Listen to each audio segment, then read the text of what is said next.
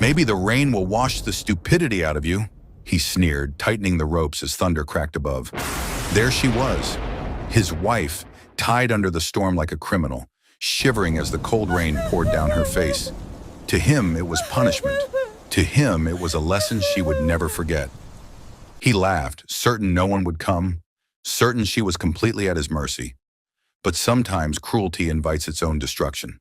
Because in that moment, shadows moved through the storm. Her bodyguards, the ones he never knew existed. And what happened next shook his world to the core. This is the story of a woman humiliated, a husband drunk on power, and a twist no one saw coming. And today it is being retold by me. Hello family, welcome back. Before we begin, I have a small but heartfelt request. Please subscribe. Your support is what keeps these stories alive. Every time you click that button, you're helping us share voices that would otherwise be forgotten and stories that deserve to be heard. And in the comments, tell us where you're watching from, because together, we are not just telling stories, we are keeping hope alive. The story of Edward and Claire began like a fairy tale. To the world, they were the perfect couple. Edward was tall, confident, and successful, with the kind of charm that won over strangers within seconds. Claire was graceful, soft-spoken, and elegant, the type of woman who carried herself with quiet dignity. At charity events, they walked in together, hand in hand, as cameras flashed. Edward would smile and whisper compliments in her ear just loud enough for others to hear. He played the role of a loving husband flawlessly, praising her beauty and support. People often said, they're the perfect couple. A true inspiration. But behind the doors of their lavish mansion, the truth was nothing like the picture-perfect image. Edward was cold, harsh, and domineering. To him, Claire wasn't a wife. She was property. One evening, Claire walked into his study with a tray of coffee. Edward didn't look up from the papers spread across his desk. "I thought you could use a break," she said softly, setting the tray down. Edward glanced at her, his lips curling into a smirk. "Break? Do you know what keeps this house standing, Claire?" "Work. Not coffee, not your little smiles. My work. My deals," Claire forced a small smile. "I just wanted to—" He cut her off sharply. "Don't you have something better to do? Go read a magazine or whatever it is women like you waste time on." Her smile faltered, but she said nothing. She had learned long ago that answering back only made things worse. Claire hadn't always lived under Edward's shadow. She once managed her late father's company, a respected business built from years of hard work. Her father, a proud and disciplined man, had trusted her with it. But when she married Edward, he started planting doubts in her head. "Running a company is no job for a woman like you," he had told her one night. "You're too soft, Claire. You should let me handle it. That way you can just enjoy life without stress." At first she resisted, but Edward was persuasive, and his love, at least back then, felt real. He promised it would still be hers, only safer in his hands. Eventually she gave in. Out of love, out of trust, she signed the ownership papers. He kissed her hand after she signed. "This proves you love me, Claire. You trust me with everything. That's what marriage should be." But months later, his true nature showed. "You're nothing without me," he sneered one evening when she asked about the company's affairs. He held up the signed documents like a trophy. "Even your father's legacy has my name on it. Remember that." The words stabbed at her heart, but she stayed silent. She had given up too much already. If there was one person Claire trusted, it was Vanessa. They had been friends since college, laughing over late-night coffee and standing by each other through heartbreaks. Claire thought Vanessa was loyal. She couldn't have been more wrong. Vanessa had been seeing Edward behind Claire's back for months. Where Claire was gentle, Vanessa was bold, unafraid to flatter Edward's ego and stroke his pride. One evening, as Edward lounged on the couch with a drink, Vanessa curled up next to him, whispering in his ear. "Claire doesn't even appreciate what she has," Vanessa said softly. "She's weak. She hides behind that sad little smile and expects pity. You deserve someone who understands your power, Edward. Someone like me." Edward smirked. "You might be right." Claire was useful for a while, But she's soft, too naive. She actually thought signing over that company was a romantic gesture. Vanessa laughed cruelly. She thought it was about love. She's blind. She has no idea how the world really works. Their laughter filled the room, while upstairs Claire folded laundry, completely unaware that the two people she trusted most were mocking her behind her back. The breaking point came at a gala. The ballroom was glittering with chandeliers filled with politicians, business tycoons, and socialites. Claire wore a flowing silver gown, her hair pinned perfectly. She stood beside Edward, smiling politely at the guests who came to shake his hand. During dinner, a wealthy investor seated nearby told a light-hearted joke. Claire, ever polite, let out a soft laugh. Edward's smile froze. He leaned close to her, his voice low and venomous. "Enjoying yourself, are you? Laughing at another man's jokes?" Claire blinked. "It was just a joke, Edward." He was only being polite. Edward leaned back, raising his glass. His voice carried across the table. "My wife has such an easy laugh, doesn't she? Gentlemen, be careful. If you so much as smile at her, she might start blushing." The table chuckled awkwardly, not realizing the cruelty in his tone. Claire's cheeks burned red. She lowered her gaze, her fork trembling in her hand. After the gala, on the drive home, Edward's anger boiled over. "You embarrassed me tonight," he hissed, "laughing at another man's joke like some schoolgirl." "Do you think people didn't notice?" Claire's voice shook. "Edward, please. I wasn't—" "Silence," he barked, gripping the wheel tightly. "One day, Claire, I'll make sure you understand who owns you. You gave me your company, your life, everything. Don't you dare forget it." She pressed herself against the door, staring out at the night sky, praying the argument would end. When they got home, Edward went straight to his study, slamming the door. Claire climbed the stairs alone, her body trembling. She sat on the edge of her bed, tears slipping silently down her face. Outside, thunder rolled, and lightning split the sky. The storm was building, loud, violent, and merciless. Claire whispered to herself, "I gave him everything.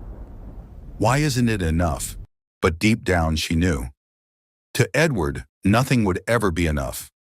The storm outside raged louder, foreshadowing the storm that was about to tear her life apart. The rain began tapping against the windows as Claire sat motionless on the edge of the bed. Each drop echoed the pounding of her heart. Edward's words still rang in her ears. "One day, I'll make sure you understand who owns you." She pressed her palms to her face, trying to stop the tears. But the harder she fought, the harder they fell. She whispered to herself, "Why did I sign those papers? Why did I give him everything? Wasn't my love enough?" She thought back to the day she handed him her father's company. It was a memory that now burned like fire. She remembered sitting across from Edward in his study. The documents were laid out neatly, the pen placed right in front of her. Edward leaned forward, his voice smooth as silk. "Claire, I only want what's best for you. You're too kind-hearted. The business world will eat you alive. Let me handle it. That way you'll be free from stress." "But this is my father's company," she had whispered. "He built it from nothing. He wanted me to continue his legacy." Edward smiled, taking her hand gently. "And you will, sweetheart. Through me. We're one, remember? What's mine is yours. What's yours is mine. Don't you trust me?" Claire's eyes welled with tears, but she nodded. She wanted to believe him. She wanted to prove her love. With a shaking hand, she signed the papers. Edward kissed her forehead and whispered, "You've done the right thing. You've shown me you trust me completely." She had believed him then. Now she realized he had only been laying a trap. A knock came at her door, breaking her thoughts. Claire quickly wiped her tears and opened it. To her surprise, Vanessa stood there smiling sweetly. "Claire, darling," Vanessa said, stepping inside without waiting for permission. "You looked upset at the gala tonight. Is everything all right?" Claire forced a smile. "I'm fine. Just tired." Vanessa tilted her head, pretending to be concerned. "You know Edward only teases because he loves you. He can be a little harsh, but men like him, well, they need strong women who don't crumble at the smallest things." Claire's stomach twisted. "I know he loves me," she said quietly, as if trying to convince herself. Vanessa smirked. Of course he does. But Claire, you should try harder not to embarrass him in public. Men like Edward care deeply about appearances. You wouldn't want to push him away, would you? Claire nodded faintly, her chest aching. She didn't see the glint in Vanessa's eyes or the way her friend's smile curved with hidden cruelty. After Vanessa left, Claire stood in the hallway, staring at the closed study door. She could hear Edward pacing inside, talking loudly on the phone. His voice was full of confidence, power, and charm, the voice the world admired. But she knew that voice well. It was the same one that cut her down when no one was watching. Do you even see me anymore? She whispered through the door, though she knew he couldn't hear, or wouldn't care if he did. Her only answer was the rumble of thunder. The next morning, Edward sat at the dining table reading the newspaper. Claire placed his breakfast in front of him, her hands trembling slightly. He didn't look up. Do you know what the papers are saying about me, Claire? That I'm a genius, that I've turned your father's company into a powerhouse. Claire swallowed hard. It was always a strong company. My father. That night, Claire locked herself in her room. She pressed her back against the door, sliding down until she was sitting on the floor. The sound of rain hammered against the windows, lightning flashing across the sky. Tears streamed down her face. The betrayal cut deeper than words. Her husband mocked her. Her best friend betrayed her. In the company her father built, her last connection to him was being used to degrade her. She whispered to the empty room, I gave him everything, and now I have nothing. The storm raged loudly outside, as if the heavens themselves were warning her of what was to come. In that moment, Claire realized the life she thought she had was nothing but a perfect lie, and the storm outside was only the beginning. If you haven't subscribed yet, we'd love for you to join our community by hitting the subscribe button. Through our stories, we build hope and give a future to children and women who have been abused all over the world. Motivate us by subscribing and turning on your notification bell so you never miss a story that matters. Also, let us know in the comments. Where are you watching from? And how did this story speak to you? The storm had been building all evening, a low growl of thunder rolling across the sky. The rain had just started when Edward stumbled into the living room, a glass of whiskey in his hand. His tie hung loose, his shirt half unbuttoned, his face flushed with drink. Claire sat quietly on the sofa, her hands folded in her lap. She had learned to read his moods, to stay silent when his anger was close to the surface. Tonight she could feel it in the air like static before lightning. Edward smirked, lifting his glass. You know, Claire, he slurred, I've been thinking about how pathetic you really are. Her breath caught, but she didn't answer. He took a long swallow of whiskey, then pointed at her with the glass. You were so desperate to prove your love. You handed me everything. Your father's company, his legacy, his life's work. You gave it all away. To me, her eyes lowered. I trusted you, Edward. He laughed bitterly. Trusted me? No, Claire. You worshipped me. You thought by signing those papers, you'd make me love you more. But all you really did was prove you're nothing without me.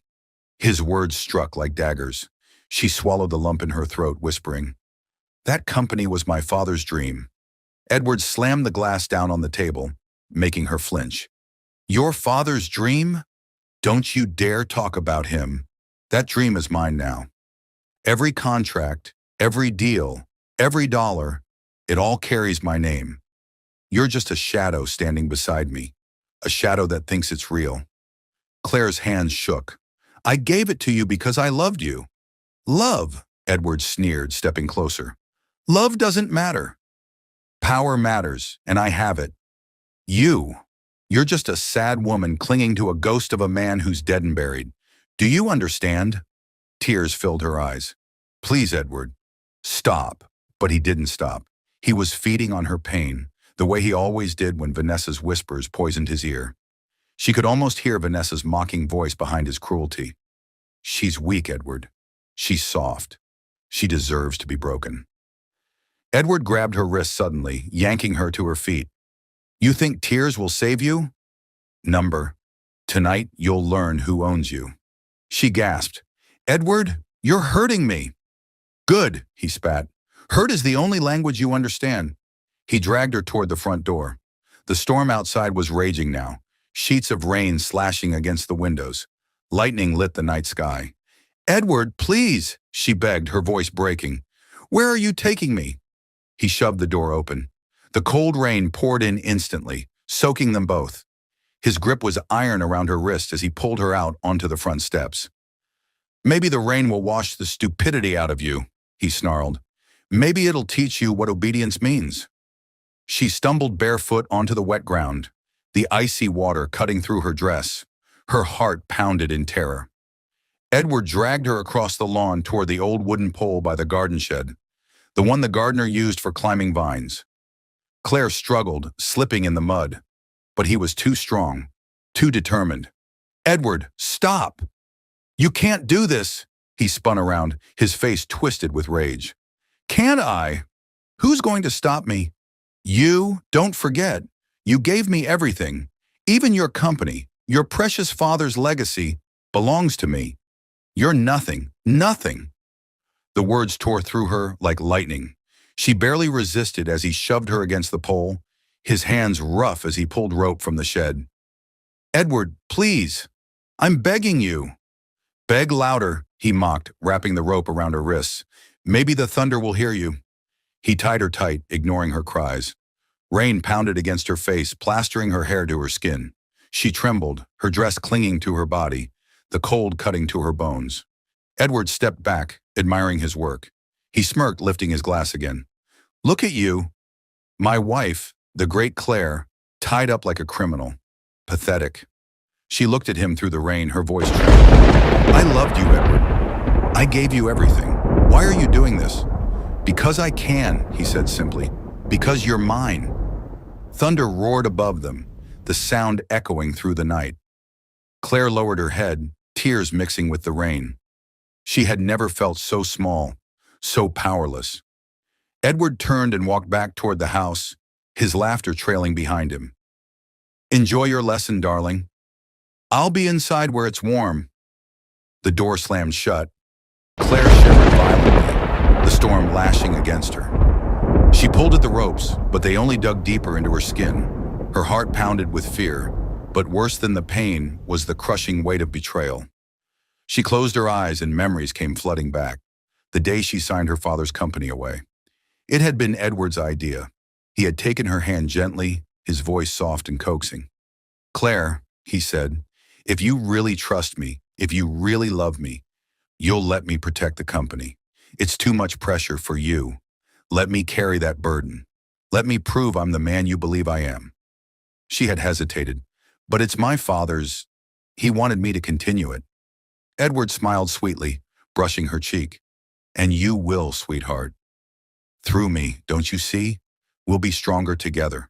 This will prove to the world that our marriage is unbreakable, that your love for me is complete. Her hands had trembled as she signed the papers.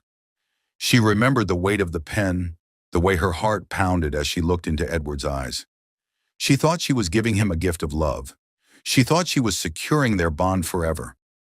Now tied to a pole in the freezing rain, she realized she had only handed him the chains he used to bind her. Lightning split the sky. She flinched, her body jerking against the ropes. The cold rain seeped through her bones. Her lips trembled as she whispered to herself, I was blind, so blind. Every memory felt like poison now. His kisses, his promises, the nights he held her close and said she was his forever. They were all lies. Lies designed to strip her of everything, and still a part of her clung to hope, to love. She shook her head violently, trying to force it away. No, she whispered. He doesn't love me. He never did.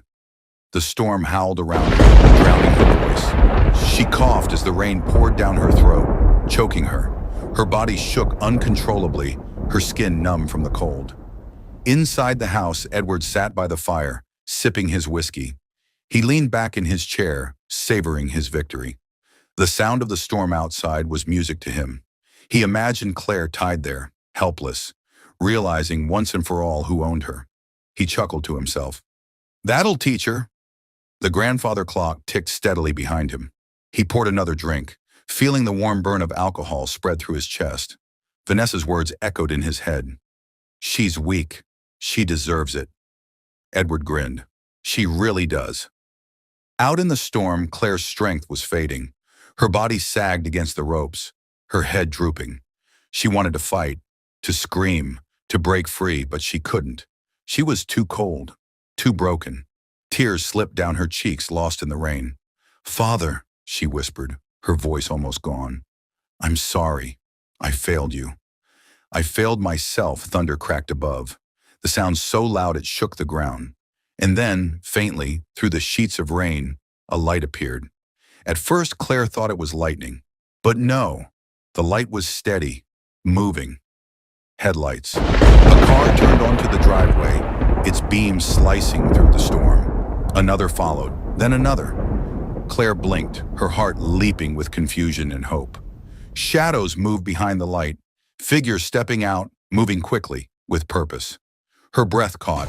She recognized them, her bodyguards, the men she had secretly kept on retainer, the ones Edward never knew about. She had kept them hidden, a private precaution left behind by her father. And now, in her darkest hour, they had come. The storm raged louder as the figures advanced, their coats whipping in the wind, their faces set with grim determination. Inside, Edward poured another drink, still laughing. He had no idea his world was about to collapse. The night was alive with fury. Thunder split the heavens while rain hammered down in relentless sheets. Claire's body sagged against the ropes, every muscle trembling from exhaustion, her soaked dress clinging to her skin. She was cold, weak, and dizzy from the storm, but she held on, barely. Then the headlights cut through the darkness. At first, she thought she was imagining them, a cruel trick of her fading mind. But when she heard the crunch of tires on gravel, the sound was real. Shapes moved quickly in the rain, steady and deliberate. Her father's men, her silent guardians, were finally Strong here. hands reached for her. She flinched instinctively before she heard one of them whisper, "Mrs. Claire, we're here. You're safe." Her knees buckled as they untied her, and she would have collapsed if not for the thick coat thrown over her shoulders. One man lifted her gently, holding her as though she were made of glass. The warmth of his chest against her cold body brought tears to her eyes. "Don't cry, Mom. We'll handle this," another said firmly, scanning the house. Their faces were grim, their eyes sharp. These were not ordinary guards. They were men trained to protect, loyal to her father's memory, and to her. The front door banged open. Edward stormed outside, his shirt clinging to his chest, his eyes blazing with drunken fury. He saw Claire in the arms of another man, wrapped in coats, and his rage exploded. "Get away from her!" he shouted over the storm, his voice hoarse. "She's mine! Do you hear me? Mine! Everything she owns is mine!"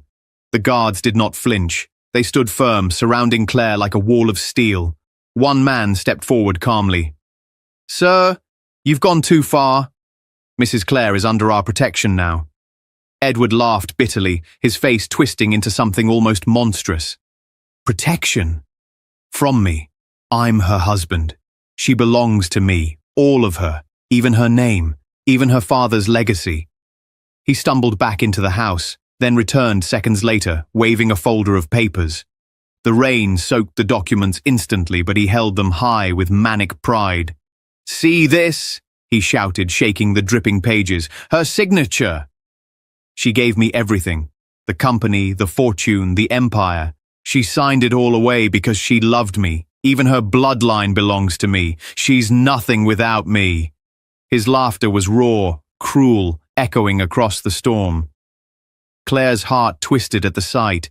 The man she had once adored, now parading her sacrifice like a trophy.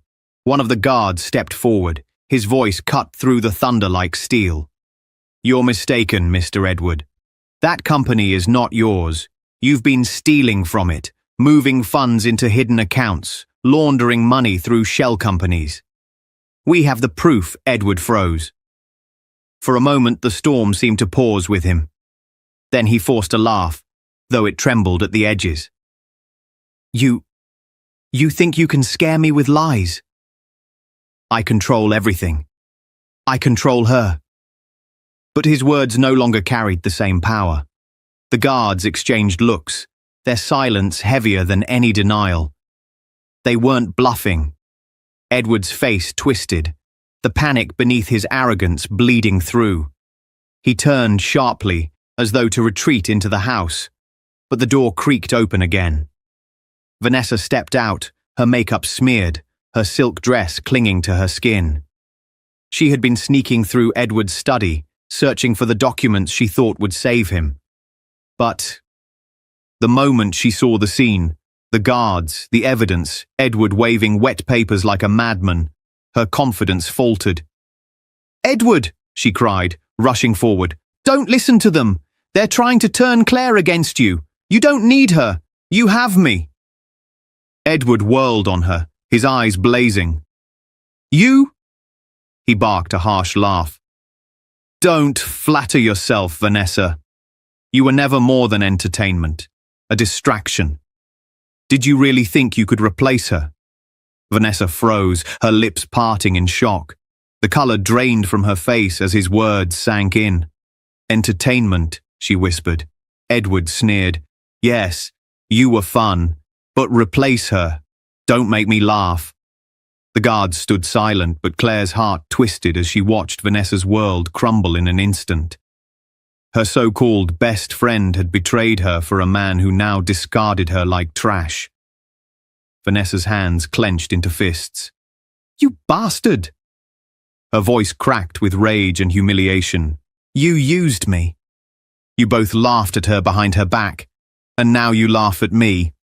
Edward raised his chin arrogantly. "That's right. You thought you mattered, but the truth is, you're nothing more than a toy I got bored of." Vanessa's eyes burned, hatred boiling inside her. She turned to Claire, her voice trembling.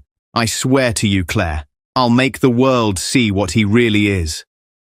If it's the last thing I do, I'll expose him." Edward's jaw tightened. "You wouldn't dare." "Oh, I would," Vanessa spat. "You've humiliated me for the last time." She stormed back into the house, her heels striking the wet ground like gunshots. For a long moment, the only sound was the storm. Claire, still wrapped in her guards' coats, lifted her head. Her hair clung to her face, but her eyes were different now. The tears were gone. In their place burned something steady and sharp. She stepped forward, her voice steady, though her body trembled. "Edward." He turned, still clutching the dripping papers, his face twisted in fury. "What?" "I gave you everything out of love," she said, her voice carrying over the storm. "I trusted you with my father's company, with my heart, with my life. And you turned it all into a weapon against me." Edward scoffed, but she didn't stop. "You mocked me. You humiliated me. You tied me in the rain like a criminal. But tonight, Edward," her voice sharpened, "tonight, your empire begins to crumble." For the first time, Edward faltered. Her voice was no longer pleading. It was final. The guards closed ranks around her. One of them spoke firmly. "Mrs. Claire, let's go. We'll take you somewhere safe. His time is finished." Edward's face twisted with rage. He shouted after her as they began to lead her away. "You think this is over? You think you can walk away from me? I'll destroy you, Claire. I'll ruin your name, your reputation. I'll make the world hate you." Claire stopped in her tracks. Slowly she turned back, her wet hair clinging to her face, her eyes steady on his. "You already destroyed everything that mattered. There's nothing left for you to take from me." Her words hit him harder than any blow. For a moment, Edward's bravado cracked. His mouth opened, but no sound came. He looked like a man watching his kingdom burn. Then, with a violent shake of his head, he shouted over the storm, "I'll rebuild. I'll make them all believe you're insane, unfaithful, worthless. You'll regret this, Claire. I swear it." The guards tightened their grip around her, ushering her toward the waiting cars. Claire didn't fight them.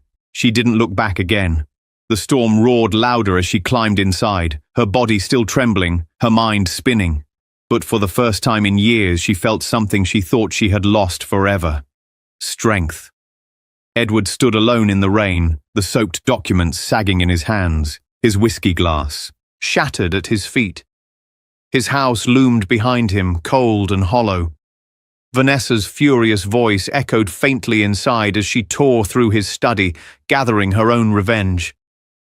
And though he shouted threats into the night, the storm swallowed his voice. Claire was gone. But the war between them had only just begun. The rain had stopped, but the storm was far from over. The city buzzed with whispers, headlines flashing across screens, tabloids flooding with rumors. Edward Hamilton, the man everyone admired, the charming, brilliant businessman, had called for a press conference. Word spread like wildfire. He was about to set the record straight. Claire sat in silence as her guards drove her toward the downtown hotel where the event was being held. Her heart beat fast, but her face was calm. She had been humiliated, broken, tied in the storm like she was less than human. But tonight wasn't about tears. Tonight was about truth. The ballroom was packed. Reporters filled every seat, cameras clicked non-stop, microphones lined the podium like weapons waiting to fire. Edward strode in with his polished smile, his suit sharp, his hair neatly combed as though nothing had happened. He raised his hand and the crowd hushed. "Thank you for coming," Edward began, his voice smooth, practiced. "I have called this conference to clear the air about recent, unfortunate rumors regarding myself and my wife, Claire." He paused, lowering his gaze with a rehearsed look of sorrow. "Claire is a troubled woman. She suffers from instability, emotional outbursts, wild accusations, and, sadly, jealousy." The reporters leaned forward eagerly. Edward's smile returned. "She claims I mistreated her, but the truth is, Claire begged me to take control of her father's company. She confessed to me she couldn't handle the responsibility.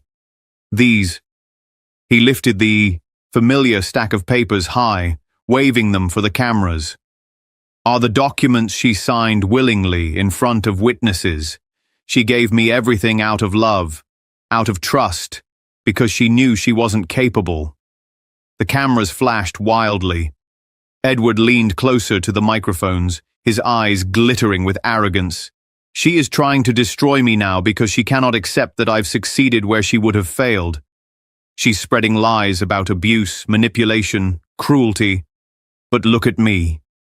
He spread his arms, inviting the crowd to see his charm, his calm. "Do I look like the monster she describes? Or do I look like a husband betrayed by his own wife's weakness?" The reporters scribbled furiously. Edward gave a smug little nod, thinking he had won. And then the ballroom doors opened. Every camera turned, every head shifted. Claire entered. She wasn't dressed in finery. She wore a simple black dress, her wet hair tied back, her face pale, but composed.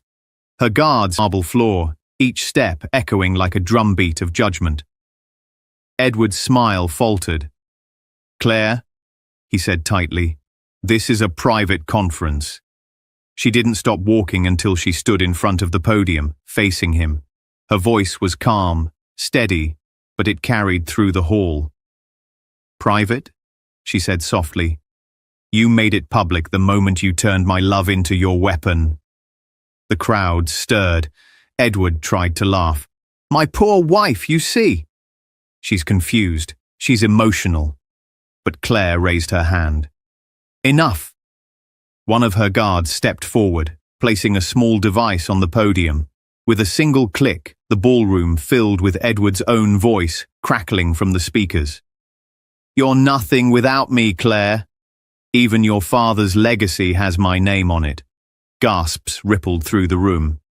Edward's face drained of color. Another clip followed, his voice cruel and mocking. "Maybe the rain will wash the stupidity out of you. Remember, even your company, your precious father's legacy, belongs to me." The room erupted. Reporters shouted, Cameras flashed faster. Edward lunged for the device, but the guard shoved him back. Claire's voice cut through the chaos. For years, I believed his mask. I thought his cruelty was love, his manipulation was care. But listen closely. This is who Edward Hamilton truly is. Another recording played. Edward's voice again, dripping with venom. You embarrassed me tonight, laughing at another man's joke. One day I'll make sure you understand who owns you. The crowd roared in outrage. Some reporters shouted questions at Edward, others called Claire's name. Edward's mask of charm shattered, sweat dripping from his brow. He grabbed the papers again, waving them desperately. These prove she gave me everything. She's lying. She's trying to destroy me because she's bitter. Claire's eyes locked on his. No, Edward. Those papers prove how much I trusted you, how much I loved you. And you turned my devotion into a chain around my neck, but chains can be broken. The guard pulled out another folder, thick with documents, and chaos exploded in the room. Reporters leapt to their feet, shouting over each other. Edward's face turned red. Lies! All lies! He shouted, slamming the podium with his fist. She forged it! She planned this. Did I plan this too? The voice came from the side of the stage. Vanessa.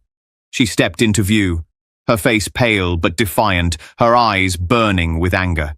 She clutched a folder of her own, her hands shaking, but her voice clear. I was his mistress, she declared loudly, her voice slicing through the noise. Yes, I betrayed, Claire. I let him convince me she was weak, but he lied to me too.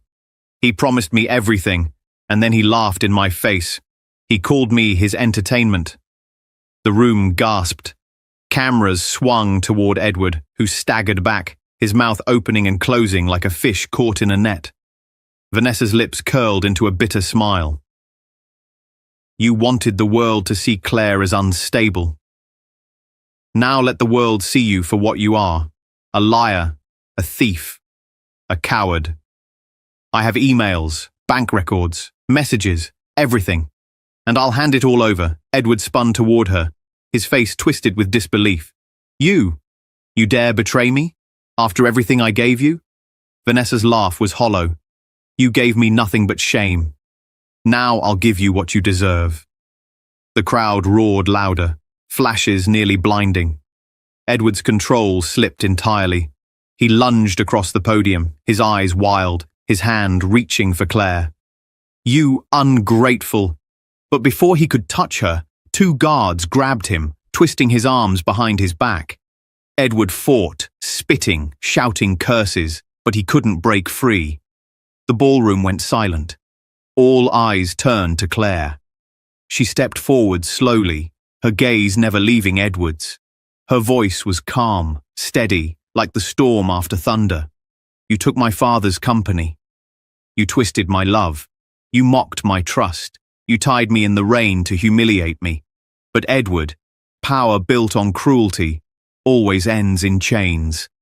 She nodded to the guards holding him. And today, those chains are yours. The guards dragged him down. Reporters shouted questions. Cameras zoomed in as Edward screamed, This isn't over! I'll destroy you, Claire. You'll regret this. But no one was listening anymore. The crowd wasn't with him. His mask was gone. Police officers waiting at the back stepped forward, taking Edward into custody. They read him. His rights as he thrashed, his once proud suit soaked in sweat and rain, his face twisted in rage and despair. Claire stood tall, her hands steady, her eyes unflinching. The cameras turned to her now, the victim who had risen from humiliation to strength. As Edward was dragged away, Vanessa lowered her gaze, tears streaking down her face. She had been complicit, but now she had broken free too. The reporters shouted, Claire! What will you do now? She looked at them calmly. I will restore my father's legacy. Through the courts, through truth, through dignity. What Edward tried to steal will be returned, not to me, but to the name it belonged to from the beginning. My father's name, they pressed further. What lesson do you want the world to take from this? She took a deep breath. Her voice softened, but carried across the hall. True love never demands destruction. Love builds. Love protects. What Edward called love was nothing but control, betrayal, rather than cruel. She lifted her face to the sky, letting the drops wash over her. She wasn't broken anymore. She was reborn. And as Edward's cries echoed faintly from the police car, swallowed by the storm, Claire walked forward into the rain with her head high, her dignity intact, and her father's legacy safe once more.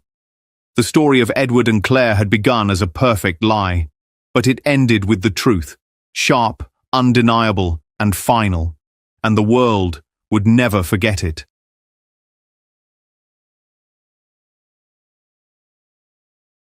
The key felt heavy in Heidi Martinez's hand as she stood outside her own front door, listening to the sounds of laughter and celebration coming from inside. She had rushed home from her business trip in Chicago, cutting meetings short because she missed Jake terribly. 3 months on the road was too long to be away from her husband of 5 years. She wanted to surprise him with her early return, maybe cook his favorite meal and spend a quiet evening together. But the house wasn't quiet. Through the window she could see pink and blue balloons floating near the ceiling. There were voices she recognized: her mother's laugh, her sister Nina's voice, and others from their close circle of family and friends. Her heart began to race. What kind of party was happening in her house without her? Heidi pushed open the door, expecting shouts of surprise. Maybe Jake had planned something special for her return. Instead, the room fell silent when she appeared. 20 pairs of eyes stared at her in shock and horror. Her beautiful African-American features, usually glowing with confidence, now showed pure confusion. Heidi. Jake's voice cracked from across the living room. Her husband of 5 years stood frozen next to a table covered with wrapped gifts. His dark hair was messy, his face pale. You're supposed to be in Chicago until Friday. Surprise? Heidi said slowly, taking in the scene. Pink and blue streamers hung from every surface. A banner reading "Baby Shower" stretched across the fireplace. Gift bags with tiny shoes and rattles sat on tables. Her mother, Patricia, stood near the couch holding a plate of cake, looking like she wanted to disappear into the floor. But it was the woman sitting in the chair of honor that made Heidi's world stop spinning. Carmen Rodriguez, her best friend since college, sat surrounded by opened baby gifts. Carmen's hands rested on a round belly that hadn't been there when Heidi left for her trip. 6 months pregnant, at least. Carmen. Heidi's voice came out as a whisper. You're pregnant. Carmen's dark eyes filled with tears, but she didn't speak. The room remained silent except for the soft music playing from the speakers. Everyone seemed to be holding their breath. When were you going to tell me? Heidi asked, stepping further into her own living room. I'm your best friend. We talk every week while I'm traveling. You never mentioned. Heidi, we need to talk, Jake said, moving toward her. His hands shook as he reached for her arm. Talk about what? Heidi pulled away from him. Talk about how my best friend is pregnant and having a baby shower in my house while I'm away? Talk about how my own mother is here celebrating something I knew nothing about. Patricia finally found her voice. Honey, we thought you knew. Jake said you were too busy with work to come to the shower. He said you approved of having it here. I what? Heidi spun around to face Jake. I approved of what? I don't even know she's pregnant. When did this happen? How long have you been planning this behind my back? The silence stretched until Carmen finally spoke. 8 months, she said so quietly everyone had to strain to hear. 8 months what? Carmen looked up at Jake, then back at Heidi. 8 months ago. That's when it started. Heidi felt the room spinning. 8 months ago. She tried to think back. 8 months ago, she had been traveling for work more than usual. Jake had been supportive, telling her to focus on her career. He'd encouraged her to take on bigger projects, longer trips. He'd been so understanding about the time apart. When what started? Heidi demanded, though part of her already knew. Jake ran his hands through his hair. Heidi, please. Let's go somewhere private and talk about this. No. Her voice came out stronger now. We're going to talk about this right here, right now, in front of everyone who thought it was okay to have a party in my house for my best friend's pregnancy that I somehow knew nothing about. She looked around the room at the faces she'd known for years. Her mother, her sister, Jake's parents, Carmen's family, their mutual friends. All of them avoiding her eyes.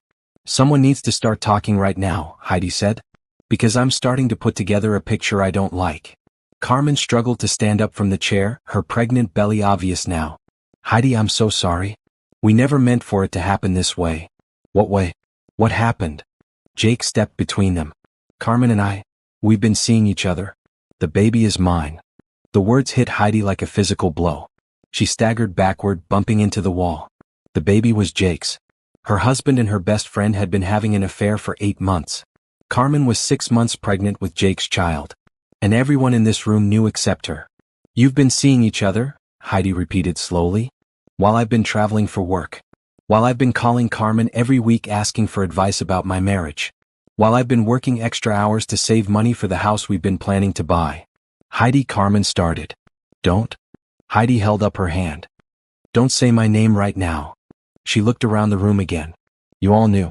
Every single person in this room knew my husband was cheating on me with my best friend, getting her pregnant and having baby showers in my house.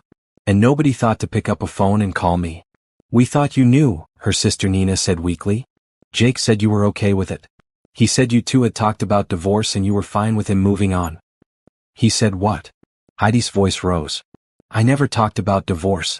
We never talked about divorce. I've been working my ass off to build a life with this man. The room erupted in confused voices. Family members started talking over each other, asking Jake questions, demanding explanations. But Heidi heard none of it.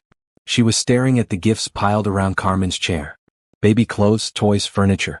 Expensive items that cost more than Jake made in a month. How did you pay for all this? She asked Jake, cutting through the noise. What? The gifts, the decorations, this party. How did you pay for it? You don't have this kind of money. Jake's face went white. Carmen looked away. Heidi's business mind kicked in, the same instincts that made her successful in her career. You used our joint account, didn't you? You've been using our savings, our house fund, to buy gifts for your pregnant girlfriend. Heidi, let me explain. But Heidi was already walking toward the door. She'd heard enough. She'd seen enough. The man she'd loved and trusted for 5 years had betrayed her in every possible way. The woman she'd considered a sister had stabbed her in the back. And her own family had been part of the deception. Where are you going? Jake called after her. Heidi paused at the door and turned back one last time. She looked at the faces of everyone who had betrayed her trust, everyone who had chosen to celebrate a lie instead of telling her the truth. I'm going to figure out exactly how much this betrayal is going to cost you, she said. Both of you. Then she walked out of her own house, closing the door on her old life forever. Heidi sat in her car in the driveway for 10 minutes, her hands gripping the steering wheel so tightly her knuckles had gone white. Through the window she could see the shadows of people moving around inside her house. Her house. The house she'd been paying the mortgage on while Jake played house with Carmen. Her phone buzzed with text messages but she ignored them. She needed to think, needed to process what had just happened. But every time she tried to make sense of it, her mind came back to the same horrible truth. Everyone knew except her. Jake came outside and tapped on her car window. Heidi, please. Come back inside so we can talk about this properly. She rolled down the window just enough to speak. Get away from my car, Jake. This is my house too. We need to work this out like adults. Adults? Heidi laughed, but there was no humor in it. Adults don't have affairs with their wife's best friend. Adults don't steal money from joint accounts to fund their secret relationships. Adults don't lie to an entire room of people and throw baby showers behind their spouse's back. Jake looked around nervously. The neighbors are going to hear you. Good. Let them hear. Let everyone know what kind of man you really are. Carmen appeared behind Jake, moving slowly because of her pregnancy. Heidi, please don't leave like this. We need to talk. Heidi stared at her former best friend. Carmen's long black hair was styled perfectly, her makeup flawless despite the tears. She was wearing a beautiful maternity dress that probably cost more than Heidi spent on clothes in 3 months. Another purchase funded by stolen money, no doubt. We need to talk? Heidi repeated. About what? About how you've been sleeping with my husband for 8 months. About how you've been lying to my face every week when I called you for advice. About how you convinced my own family that I knew about your affair. It wasn't supposed to happen, Carmen said. It just did. Bullshit. Heidi's voice cut through the evening air. Affairs don't just happen. They're planned. They're chosen. Every lie you told me, every time you looked me in the eye and pretended to be my friend while you were screwing my husband, those were choices. Jake stepped forward. Heidi, you have to understand. You've been gone so much for work. We barely see each other anymore. I was lonely and Carmen was there. Don't you dare blame me for your cheating. Heidi's voice was ice cold.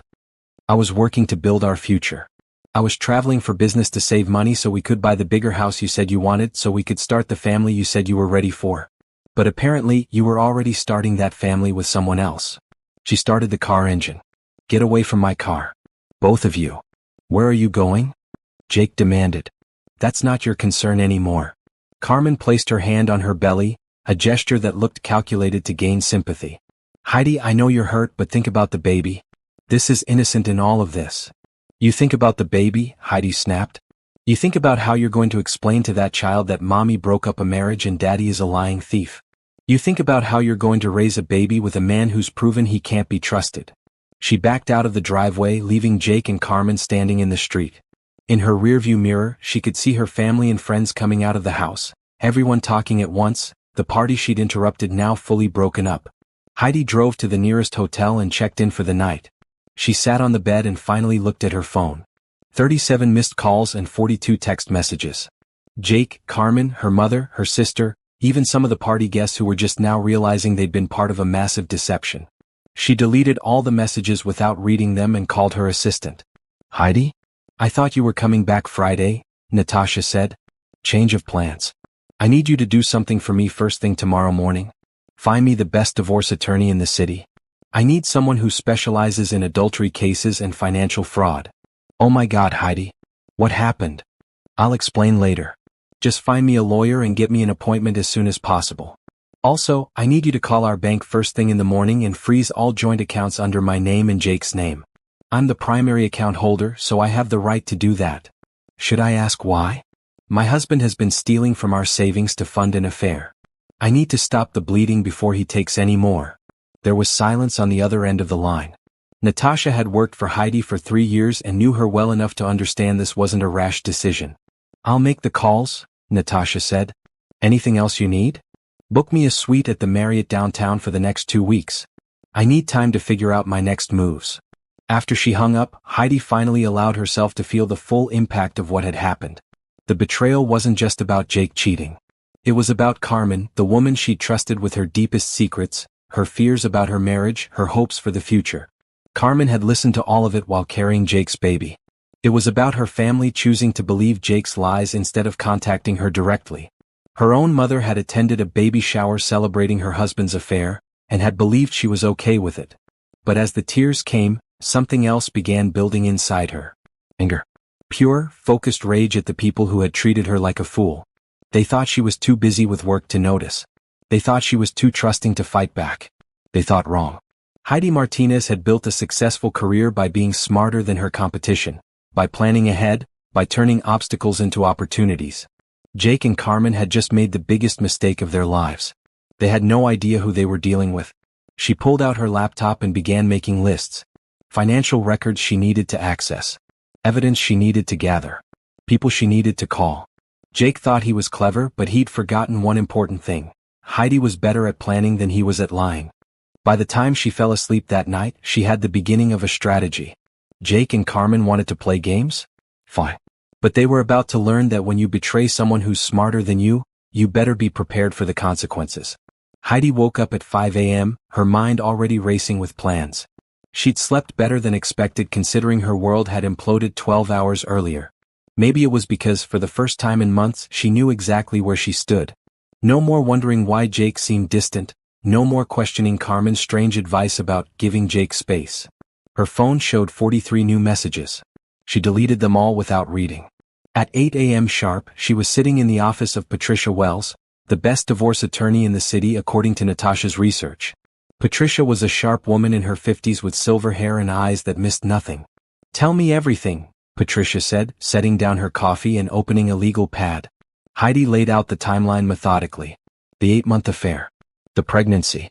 The secret apartment Jake had been renting. The baby shower in her own house. The joint accounts being used to fund his double life. How much money are we talking about? Patricia asked. I won't know until I get the bank records, but probably around $40,000. Maybe more. Heidi's voice remained steady. He's been making cash withdrawals, using our credit cards for things I didn't recognize. I thought he was just bad at budgeting. Patricia made notes. What assets do you share? The house, 2 cars, savings accounts, retirement funds, my stock portfolio. Heidi pulled out a folder she'd prepared. I brought copies of everything I could find. I've been the primary earner for the past 3 years. Most of the assets are in my name or were purchased with my income. Good. That makes things cleaner. Patricia looked up. What are your goals here? Some people want to try counseling first. No. Heidi's answer was immediate. I want him out of my house, out of my life, and I want him to pay for what he stole. I also want to make sure Carmen faces consequences for her part in this. We can handle Jake legally. Carmen is trickier since she's not married to you, but if she participated in any financial fraud, there might be options. Heidi nodded.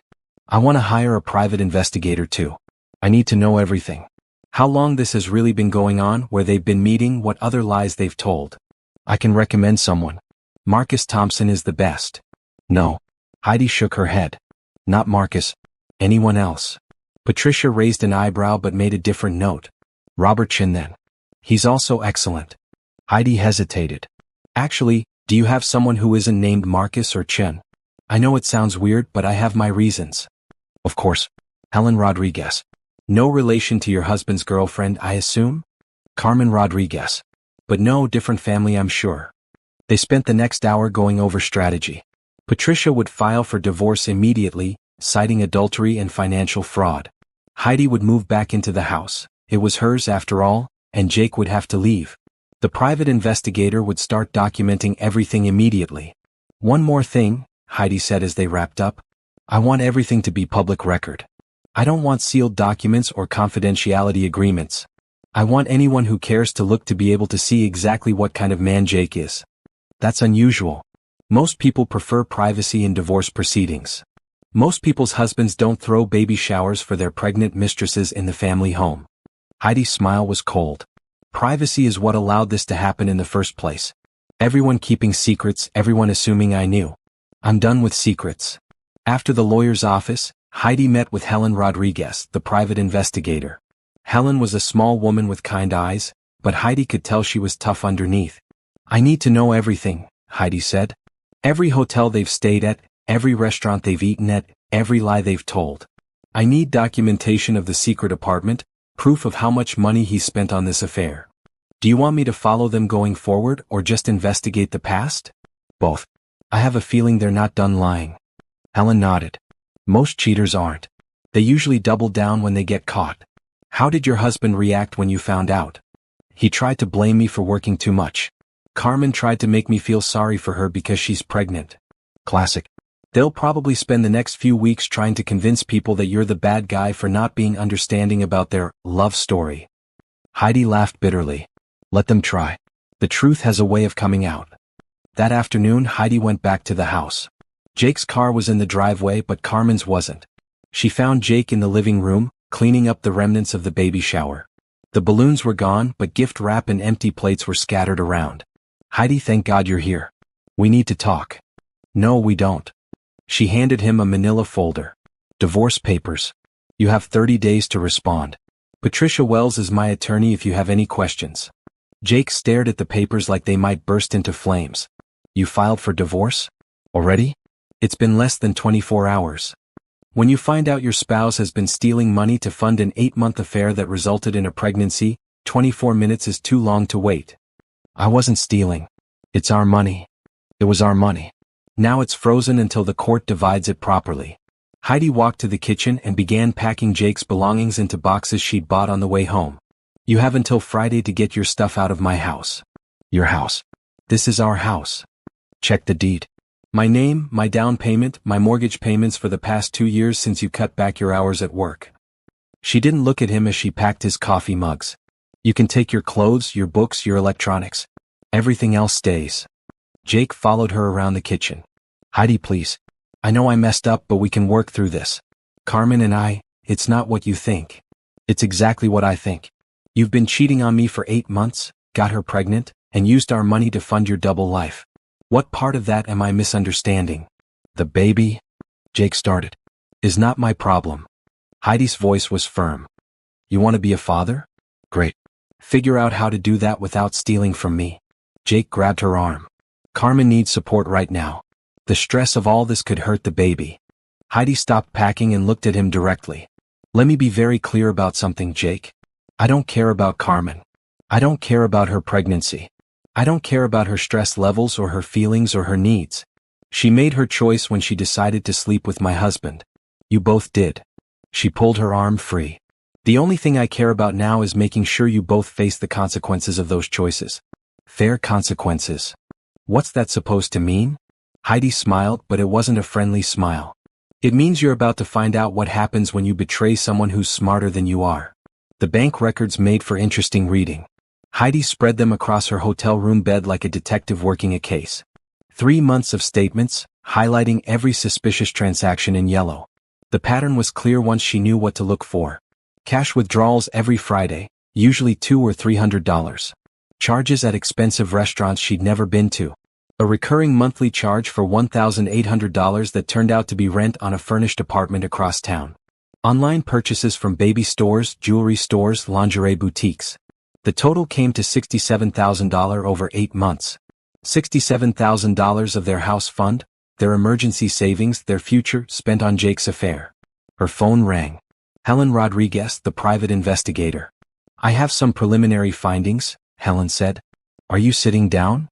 I'm ready. The apartment he's been renting? He signed a 1-year lease 6 months ago.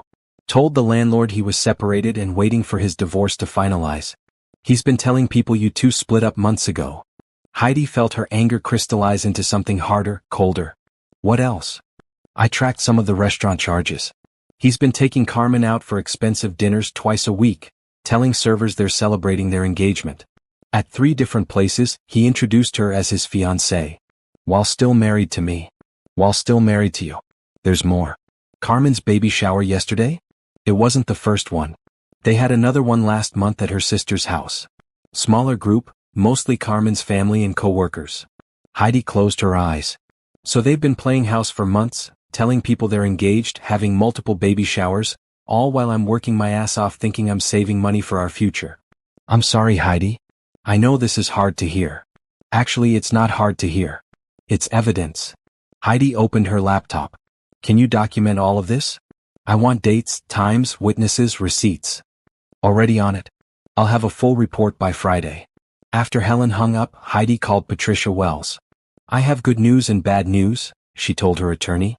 The good news is I have documentation of $67,000 in marital funds being used for the affair. The bad news is it's worse than I thought. She filled Patricia in on Helen's findings. The fake engagement, the multiple baby showers, the lies about being separated. This is actually great news, Patricia said. The more lies he's told, the better our case gets. Judges don't like fraud, and they really don't like fraud combined with adultery. What are my options? Well, we can demand full restitution of the stolen funds, plus interest and legal fees. We can ask for the house, the cars, and a larger share of retirement accounts to compensate for his theft. And if he's been claiming to be single while still married, there might be criminal implications. Heidi felt a surge of satisfaction. Do it. All of it. There's one more thing. Since he's been telling people you're separated, and since he's been introducing Carmen as his fiancée, we might have grounds for a fraud case beyond just the money. He's been representing himself as single, which could affect any contracts he's signed, any financial commitments he's made. What kind of commitments? Let me have Helen look into that. If he's applied for credit cards as a single man, if he signed any legal documents claiming to be unmarried, we could have additional charges. That afternoon, Heidi drove to Jake's workplace. Morrison Marketing was a small firm where Jake had worked for 3 years. Heidi knew his boss, Tom Morrison, from company holiday parties. Heidi, what a surprise, Tom said when she walked into his office. Jake said you were out of town on business. I came back early. Tom, I need to ask you something, and I need you to be honest with me. Tom's smile faded. He was a good man, father of 3, married for 20 years. What's going on? Has Jake told you anything about our marriage? About us having problems? Tom shifted uncomfortably. Heidi, I don't know if I should get involved in personal matters. Please. It's important. Tom sighed. He mentioned that you two were having some difficulties. Said you were focused on your career and he was feeling left behind.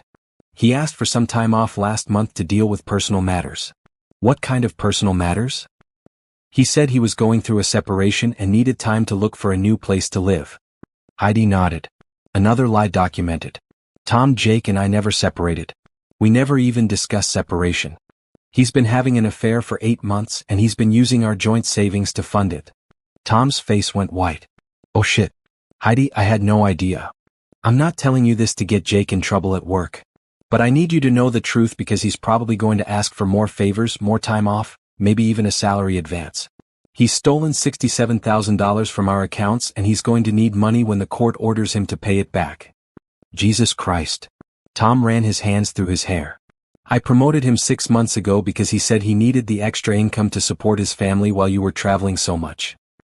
He got a promotion? $15,000 salary increase. He said you two were trying to buy a bigger house and start a family. Heidi almost laughed. Jake had gotten a raise by claiming he needed to support his wife, then spent the extra money on his pregnant girlfriend. Tom, I need to ask you one more favor. When Jake comes to you asking for advances or special treatment over the next few months, please remember this conversation. Tom nodded. Heidi, for what it's worth, I'm sorry. Jake seemed like a good guy. Heidi agreed. That's the problem with cheaters. They're really good at seeming like good guys. That evening, Heidi went back to the house to pack more of Jake's belongings. She found him in the kitchen making dinner. I got the new bank statements, she said without preamble. $67,000, Jake. You stole $67,000 from our accounts. Jake put down his fork. I didn't steal anything. I used our money for things I needed. You needed a $800 necklace for your pregnant girlfriend? How do you know about that? I know about all of it. The secret apartment you've been renting for 6 months. The engagement you've been faking. The promotion you got by lying about needing to support me. Jake's face crumpled. Heidi, please. Let me explain. Explain what? How you told your boss we were separated when we weren't. How you introduced Carmen as your fiancée while you were still married to me. How you had 2 baby showers because one wasn't enough celebrating. You don't understand. Carmen and I, we fell in love. Real love. The kind of love you and I never had. Heidi stared at him. You think this is about love? You think I care about your feelings for Carmen? Don't you? Jake, I don't care if you fell in love with the Queen of England. When you cheat on your spouse and steal their money to fund your affair, it stops being about love and starts being about crime. She handed him another set of legal papers. Restraining order. You have 24 hours to get your stuff and get out. If you come back after that, I'll have you arrested for trespassing. Jake looked at the papers in shock. You can't kick me out of my own house. It's not your house. It never was. And after you stole our down payment money for the new house, it never will be. As Heidi walked toward the door, Jake called after her. What about forgiveness? What about Christian values? I thought you believed in second chances. Heidi turned back one last time. I believe in consequences, she said. And you're about to learn the difference. The next morning, Heidi sat in her mother's kitchen, documents spread across the table between them. Patricia Martinez looked older than her 60 years, her dark hair streaked with more gray than Heidi remembered. She stared at the bank statements and private investigators' report like they might disappear if she looked hard enough. I don't understand, Patricia said finally. Jake told us you knew. He said you were okay with him seeing Carmen because you two had grown apart. Mom, look at these dates. Heidi pointed to the timeline Helen had created. March 15th, Jake starts the affair with Carmen. April 2nd, I call you crying because I think Jake is pulling away from me, and you tell me to be patient with him. April 20th, Jake rents the secret apartment. May 5th, I ask you if you think I should surprise Jake with a romantic getaway for our anniversary, and you tell me he needs space. Patricia's hands trembled as she looked at the evidence. But he said. He lied, Mom. To all of you. While I was calling you for marriage advice, he was already living a double life. Heidi's voice was calm, but her mother could hear the pain underneath. While I was working extra hours to save money for the house Jake said he wanted, he was stealing that money to buy gifts for his pregnant girlfriend. The baby shower, Patricia whispered. Oh God, Heidi. We thought you knew. You thought I knew my husband was cheating on me and got another woman pregnant, and I was okay with celebrating it? Heidi shook her head. Did that really make sense to you? Patricia started crying. He was so convincing. He said you two had talked about it, that you were focusing on your career and didn't want children right now. He said you were happy for them. And you didn't think to call me? To ask me directly? He said you were embarrassed about the divorce, that you didn't want people to know until it was final. Heidi sighed. Her mother was a good woman, but she'd always been too trusting, too willing to believe the best in people. Mom, I need to ask you something. Are you going to choose sides in this? What do you mean? I mean, are you going to keep believing Jake's lies or are you going to support your daughter? Patricia wiped her eyes. You're my daughter. Of course I support you. Even if it means admitting you made a mistake? Patricia looked at the evidence again, really looked at it this time. The credit card charges at jewelry stores. The apartment lease signed 6 months ago. The photos Helen had taken of Jake and Carmen at restaurants, holding hands, Carmen showing off a ring on her left hand. Oh, sweetheart, she said finally. I'm so sorry. We failed you. You believed a liar. It happens. Heidi reached across the table and took her mother's hand. But I need you to do something for me now. Anything. I need you to tell everyone the truth. Everyone who was at that baby shower needs to know that they were celebrating an affair, not a legitimate pregnancy. They were part of Jake's deception, and they deserve to know it. Patricia nodded slowly. Your sister Nina is going to be devastated. She bought Carmen one of those expensive strollers. Carmen can keep the stroller. But Nina needs to know the truth about who she was buying it for. That afternoon, Heidi met with Carmen's supervisor at the insurance company where both Carmen and Jake worked. Sandra Mitchell was a no-nonsense woman in her 40s who'd been managing Carmen's department for 5 years. This is a delicate situation, Sandra said after Heidi explained why she was there. We can't really get involved in employees' personal lives. This isn't about personal lives. This is about professional conduct. Heidi handed Sandra copies of the photos Helen had taken. Carmen and Jake have been having an affair for 8 months. They've been using company time and resources to conduct their relationship. And they've been lying to co-workers about their marital status. Sandra studied the photos. These were taken during work hours? 2 p.m. on a Tuesday.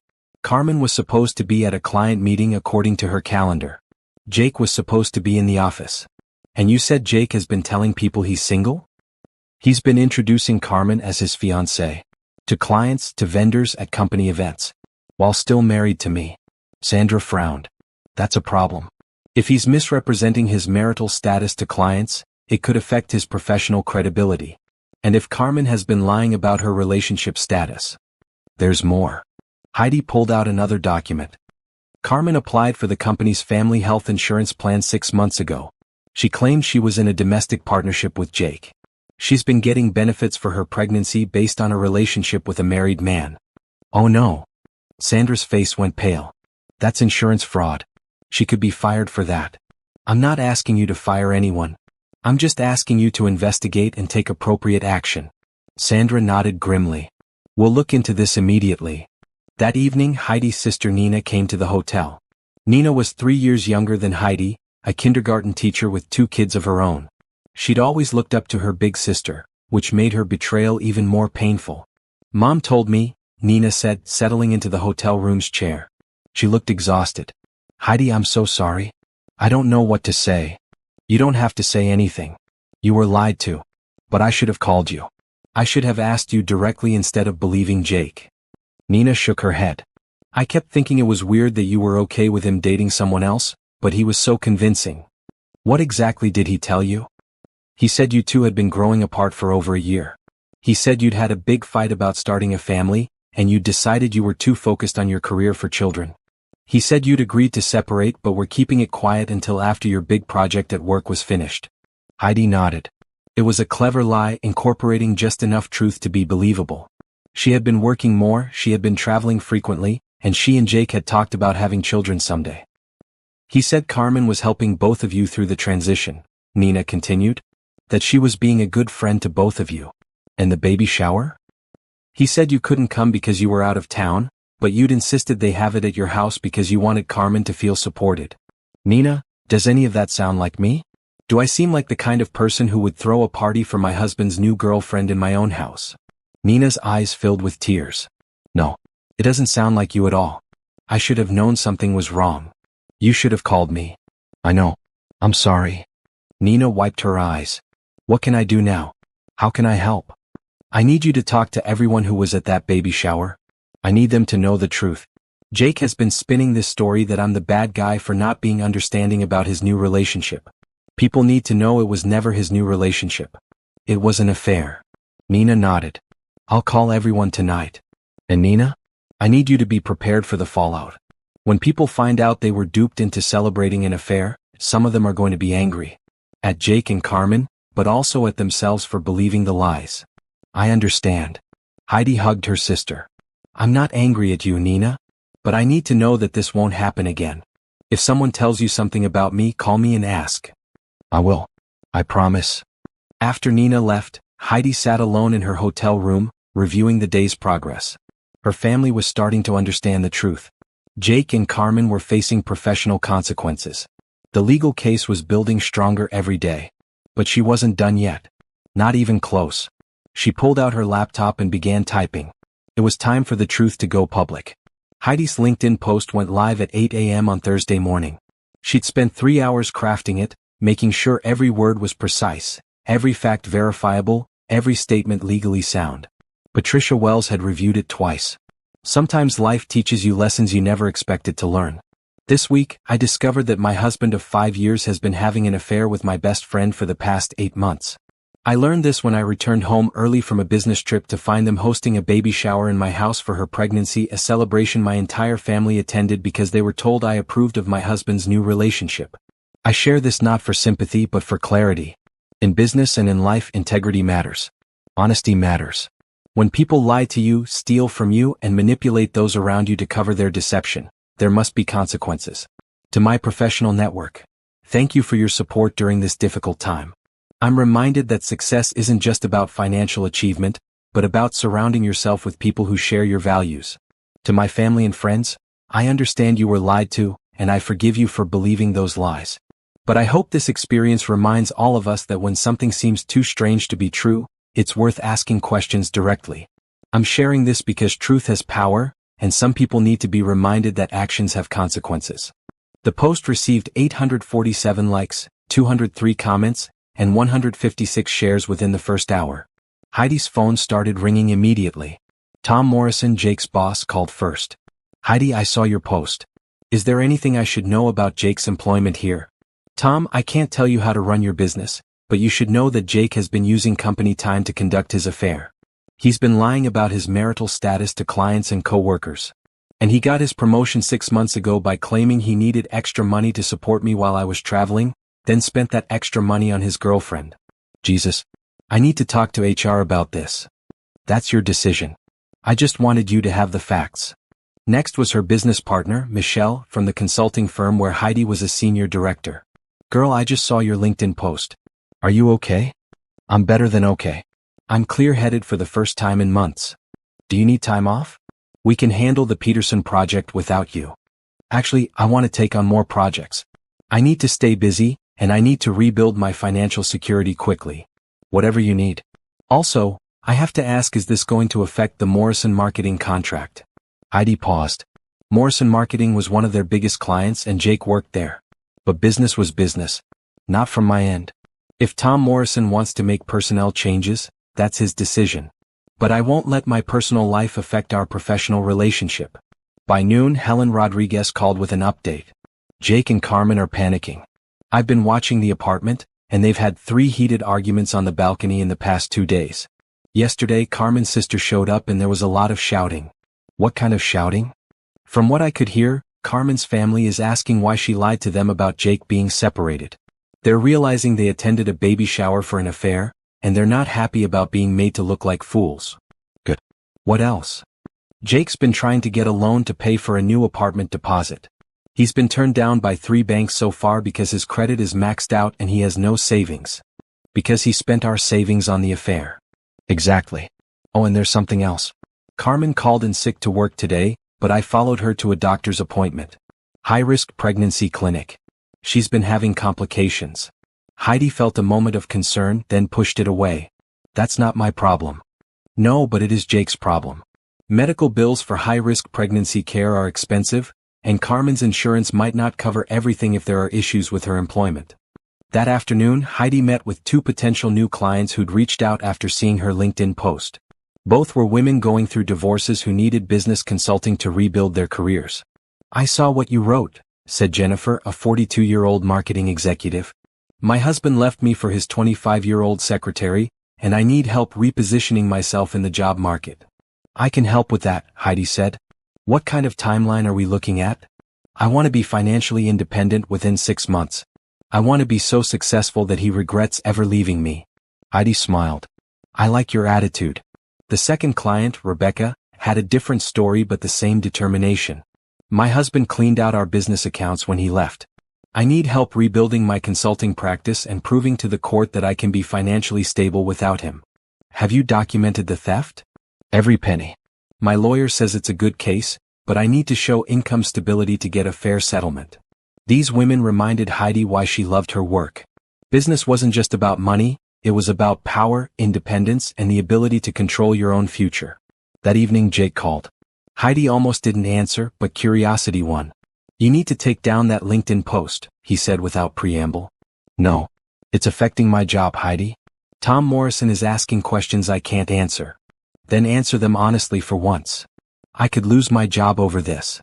You should have thought of that before you stole $67,000 and lied to your boss about your marital status. Carmen is having complications with the pregnancy. The stress from all this is making her sick. Jake, let me be very clear about something.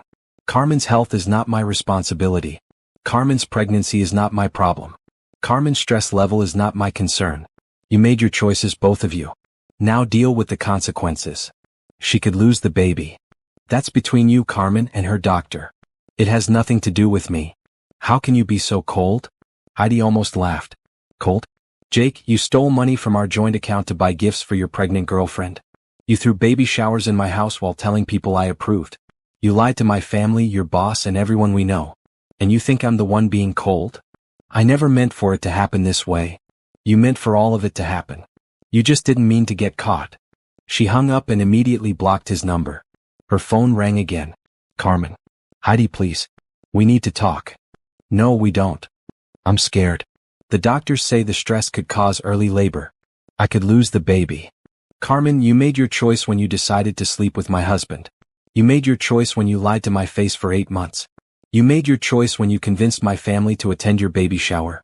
I don't owe you anything. But the baby is innocent. The baby is not my responsibility.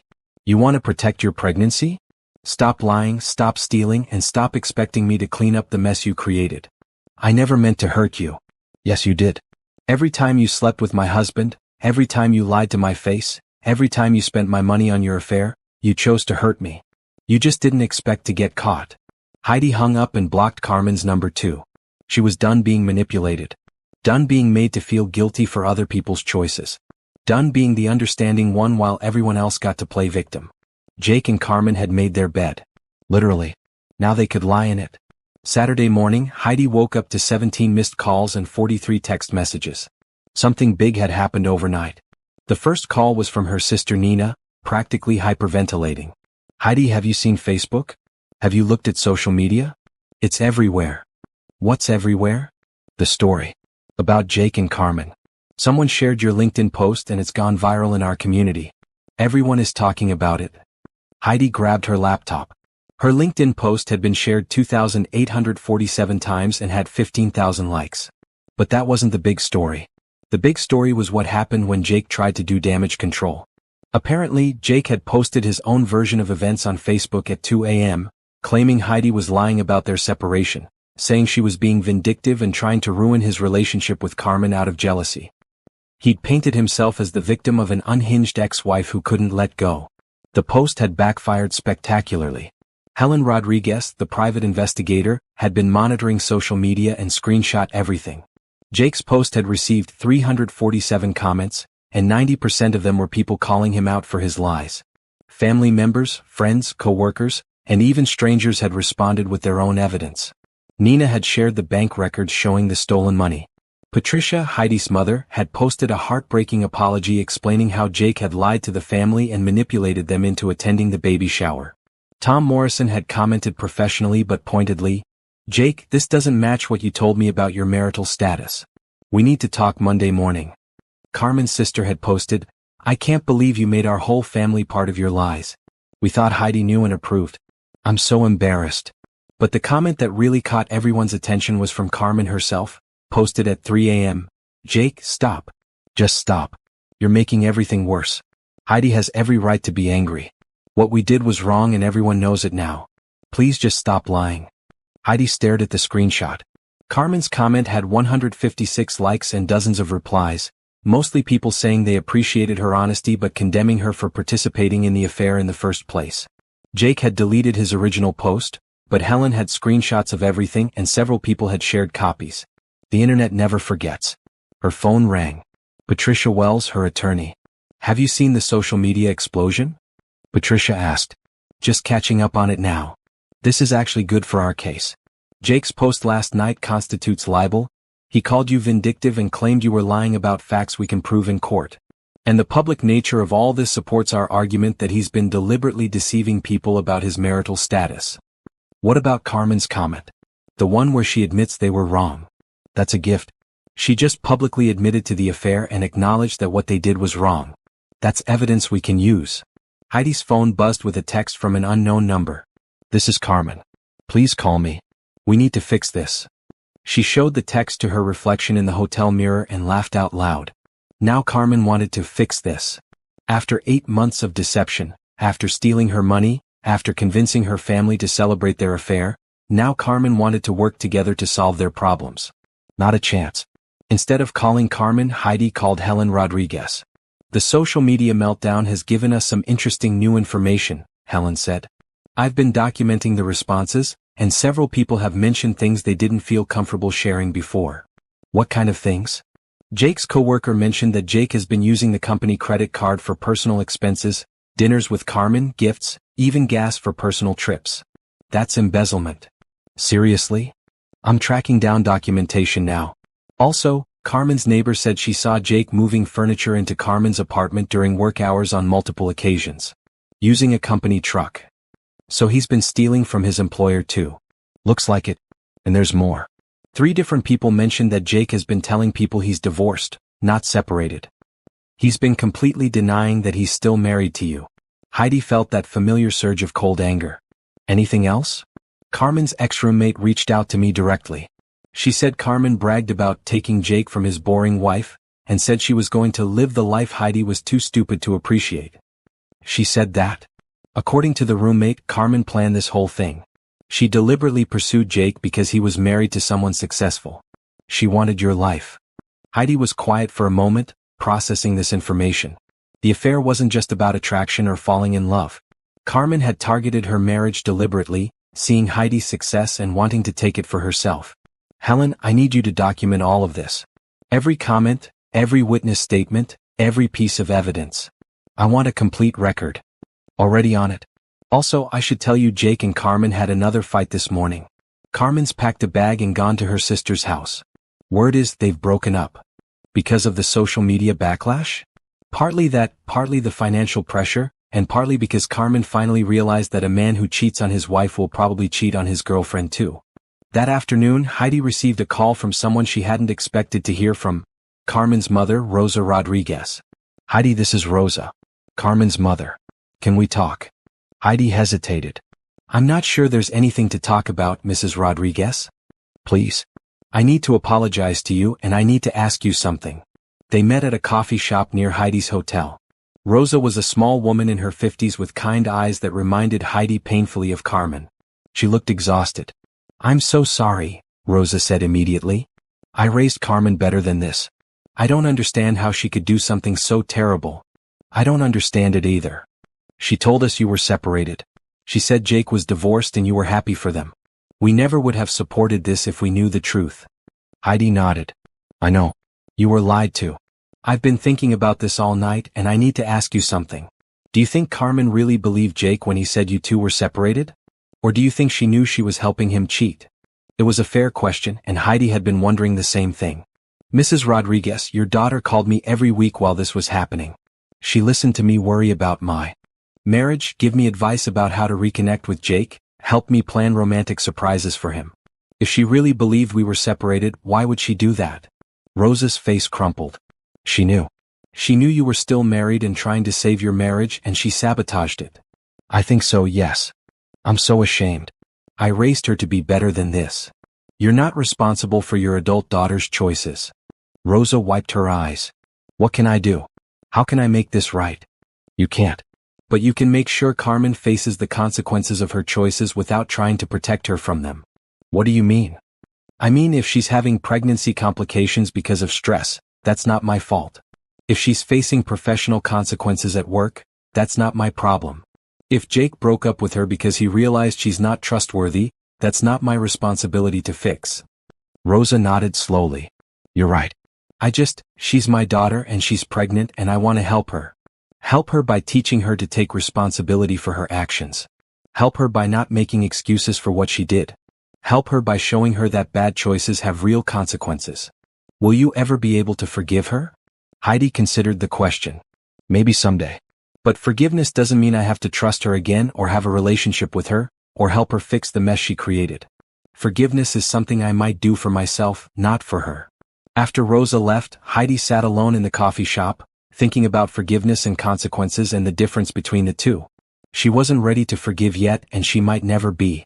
But she was ready to move forward with her life. Her phone buzzed with a text from an unknown number. Jake again using someone else's phone. Heidi, please. Carmen left me. I lost my job. I have nothing. Can we talk about working this out? She deleted the message without responding. Jake's problems were not hers to solve. Carmen's problems were not hers to fix. She had her own life to rebuild, her own future to create. And it was going to be magnificent. Monday morning brought the news Heidi had been expecting. Tom Morrison called at 8 a.m. Heidi, I wanted to let you know that Jake is no longer employed with Morrison Marketing. I'm sorry to hear that, Tom. She wasn't sorry, but professionalism mattered. After investigating the claims about company credit card misuse and the company truck, we had no choice. He stole over $8,000 in company funds and used company property for personal use. We're considering pressing charges. That's your decision to make. I also wanted to assure you that this won't affect our business relationship. Jake's employment and your consulting services are completely separate matters. I appreciate that, Tom. After she hung up, Heidi felt a moment of satisfaction. Jake's consequences were adding up quickly. Lost job, lost girlfriend, lost reputation, and soon to lose his half of their shared assets in the divorce. Helen Rodriguez called an hour later with more updates. Carmen's in the hospital, Helen said. Preterm labor complications. They've got her on bed rest trying to prevent early delivery. Is she okay? Heidi asked, then immediately felt annoyed at herself for caring. Physically she'll be fine. But she's alone. Jake hasn't been to see her, and her family is keeping their distance after all the lies came out. That's unfortunate. Heidi's tone was neutral. There's more. Carmen's been fired from her job for insurance fraud. Remember how she claimed to be in a domestic partnership with Jake to get pregnancy benefits? Well, since Jake was married to you the whole time, those claims were fraudulent. So she's unemployed, single, pregnant, and facing possible criminal charges for fraud. That's about right. Oh, and Jake is apparently staying with his brother now, but that's not going well either. His brother's wife found out about the affair and told Jake he's not welcome in their house around their kids. Heidi almost felt sorry for Jake. Almost. Then she remembered the $67,000 he'd stolen and the feeling passed. What about the restitution case? Patricia Wells filed the motion last Friday. Jake has 30 days to respond, but since he's unemployed and has no assets, collecting will be difficult. I don't care about collecting right now. I care about the judgment being on record. That afternoon, Heidi had lunch with her sister Nina and her mother Patricia. They'd asked to meet so they could apologize properly and figure out how to move forward as a family. I keep thinking about all the signs we missed, Nina said. All the things that should have told us something was wrong. Like what? Heidi asked. Like how Jake always seemed to know when you were calling Carmen so he could make sure he wasn't around. Or how Carmen started dressing differently a few months ago, wearing more expensive clothes and jewelry. Patricia nodded. And how Jake suddenly became so interested in baby things, asking me about my pregnancies, what supplies new parents need. He was preparing to be a father, Heidi realized. With Carmen. But the biggest sign, Nina continued, was how uncomfortable Jake seemed whenever you talked about your future together. Like when you mentioned wanting to look at bigger houses, or when you talked about starting a family someday. Because he was already starting a family, Patricia said quietly. With someone else. They ate in silence for a moment, each lost in their own thoughts about missed opportunities to discover the truth. There's something I need to tell you both, Heidi said finally. I'm not the same person I was a week ago. What do you mean? Nina asked. I mean, this experience has changed me. I used to be the peacemaker, the one who avoided conflict, the one who tried to see everyone's side. But I can't be that person anymore. That's not necessarily bad, Patricia said. Maybe not. But it means I'm going to handle relationships differently from now on. I'm going to ask harder questions, demand more honesty, and cut people off faster if they prove untrustworthy. Nina nodded. I think that's healthy. It also means I'm not going to be as available for other people's drama. I'm not going to be the person everyone calls to fix their problems or mediate their conflicts. Heidi, Patricia said gently, you don't have to become a hard person just because someone hurt you. I'm not becoming hard, Mom. I'm becoming smart. There's a difference. That evening, Heidi received an unexpected visit at her hotel. Carmen's sister, Maria, was waiting in the lobby. Please don't call security, Maria said when she saw Heidi. I just need 5 minutes. What do you want, Maria? Carmen asked me to come. She's in the hospital and she wants to apologize to you properly. Then she can write me a letter. Heidi, please. She's really sick. The stress has been terrible for the pregnancy, and she's scared she's going to lose the baby. Maria, I'm going to say this once and I need you to really hear it. Carmen's pregnancy is not my responsibility. Carmen's stress is not my fault. Carmen's fear about losing the baby is not something I can or should fix. But you used to be best friends. No. Heidi's voice was firm. We were never best friends. Best friends don't sleep with each other's husbands. Best friends don't lie for 8 months. Best friends don't steal money and throw secret baby showers. Carmen was someone who pretended to be my friend while sabotaging my life. Maria's eyes filled with tears. She's really sorry. Being sorry doesn't undo the damage. Being sorry doesn't give me back the $67,000 she helped steal. Being sorry doesn't repair my relationship with family members who chose to believe her lies instead of asking me directly. So that's it? You're just going to let her suffer alone? Maria, Carmen chose to destroy our friendship. She chose to participate in deception and theft. She chose to hurt me in the deepest way possible. I didn't make those choices for her. Heidi stood up to leave. If Carmen wants to apologize, she can start by admitting publicly that she deliberately targeted my marriage, that she knew Jake wasn't separated, and that she helped him steal money from our joint accounts. She can start by telling the truth about her role in all this instead of playing victim. Will that make you forgive her? Heidi paused. Maria, forgiveness is not something Carmen can earn or deserve. If I ever forgive her, it will be for my own peace of mind, not because she's suffered enough or apologized properly. And forgiveness doesn't mean I have to have a relationship with her or help her through the consequences of her choices. After Maria left, Heidi sat in her hotel room thinking about friendship, forgiveness, and the price of betrayal. Tomorrow she had meetings with 3 new clients, all successful women who needed business consulting to rebuild their lives after divorce. She was building something new from the ashes of her old life. Something stronger, something smarter, something that couldn't be destroyed by lies and betrayal. Jake and Carmen had given her an unexpected gift. They'd shown her exactly who they really were, and exactly how strong she could be when pushed to her limit. She was grateful for the lesson, even if she'd never be grateful to the teachers. 6 months later, Heidi stood in the living room of her new house, watching the sunset through floor-to-ceiling windows that overlooked the city. The house was everything she'd dreamed of, modern, spacious, and entirely hers. No shared mortgage, no joint decisions, no compromises with someone who didn't share her values. The divorce had been finalized 3 weeks ago. Jake had agreed to a settlement that gave Heidi 80% of their shared assets and required him to pay back the stolen $67,000 in monthly installments over the next 10 years. He'd also agreed to cover all legal fees. "This place is incredible," said Natasha, her assistant, as she set down a bottle of champagne on the kitchen counter. "I still can't believe you managed to buy it so quickly.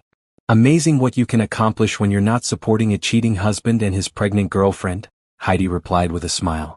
The past 6 months had been the most professionally successful period of Heidi's life. Word had spread about her situation and her response to it, and she discovered that many successful women wanted to work with someone who understood betrayal and knew how to fight back strategically. Her consulting business had grown by 300%.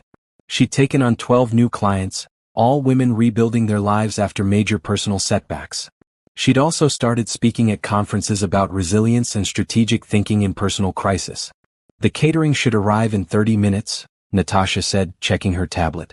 50 guests confirmed, including several potential new clients and that journalist from Forbes who wants to interview you about your business growth. Tonight's housewarming party was as much a business networking event as a personal celebration. Heidi had learned to leverage every opportunity, to turn even social events into chances to build her professional network. The doorbell rang. Her first guests were early. Heidi.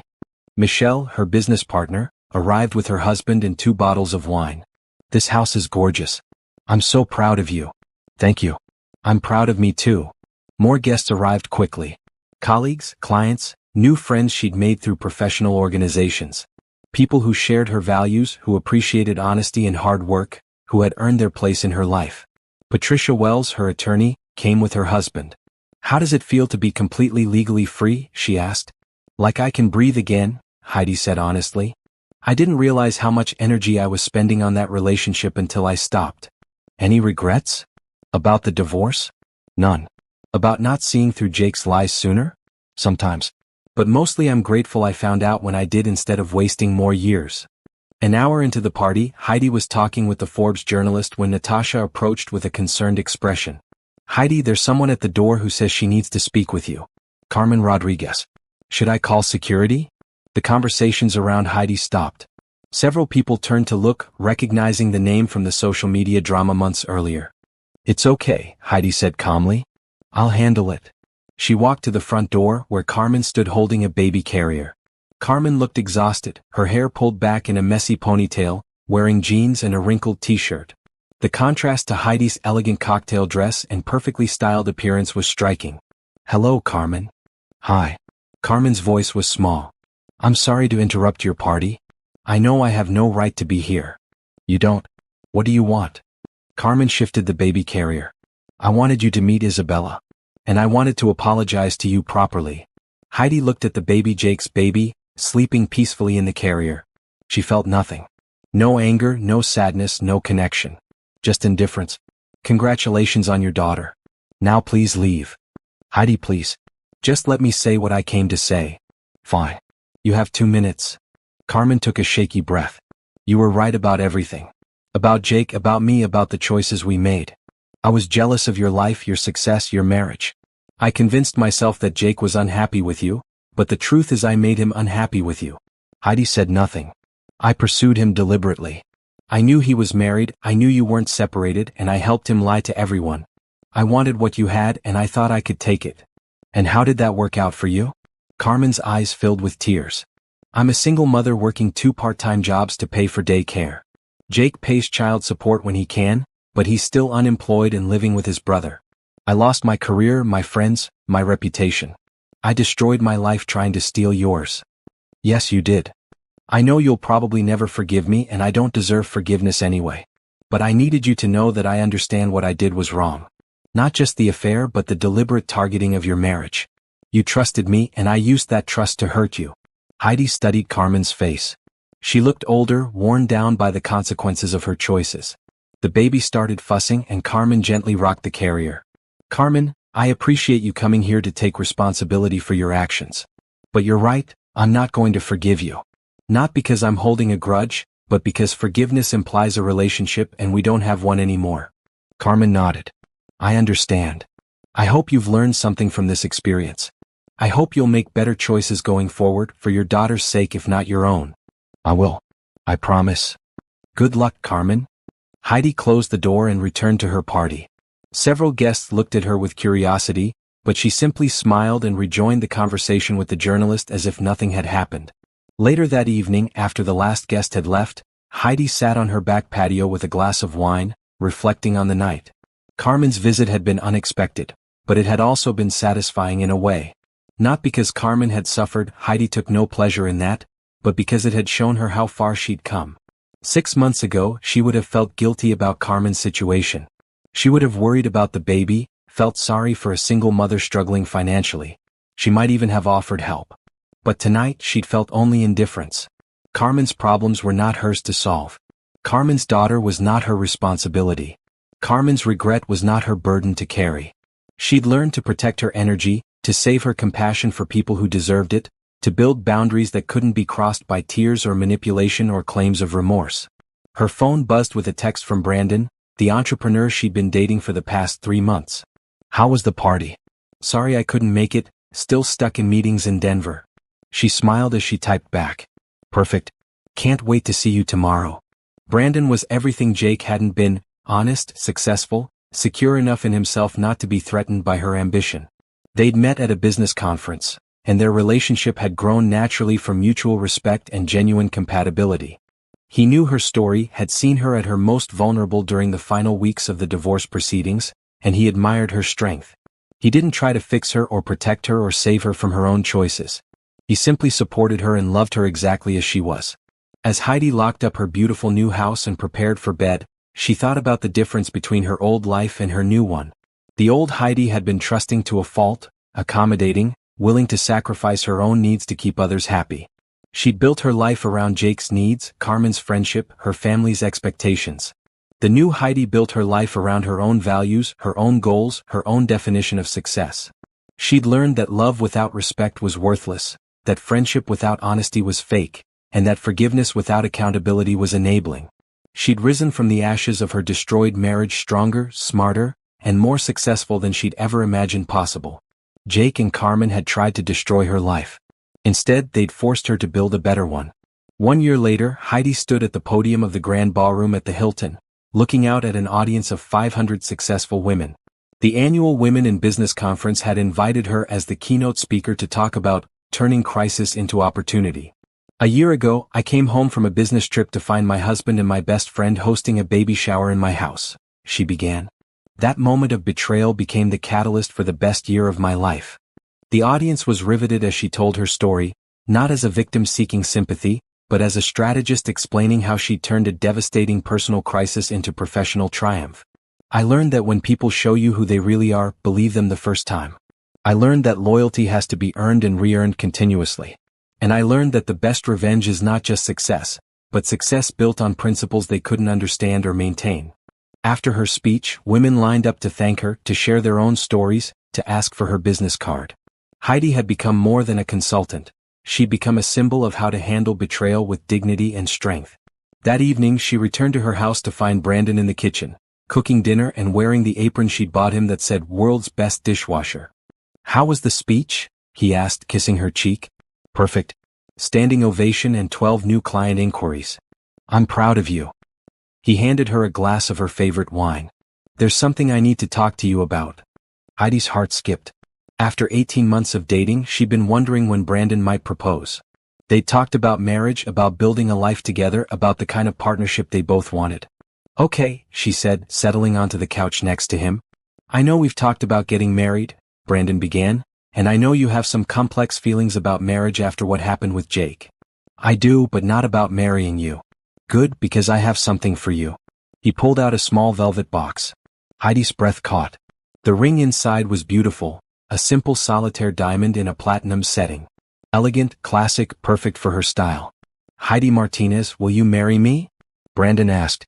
"Will you build a real partnership with someone who sees your strength as a gift, not a threat?" "Yes," she said immediately. "Yes, absolutely yes."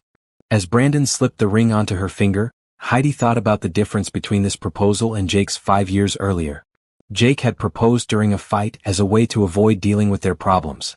Brandon was proposing during the strongest, healthiest period of both their lives, as a celebration of what they'd already built together.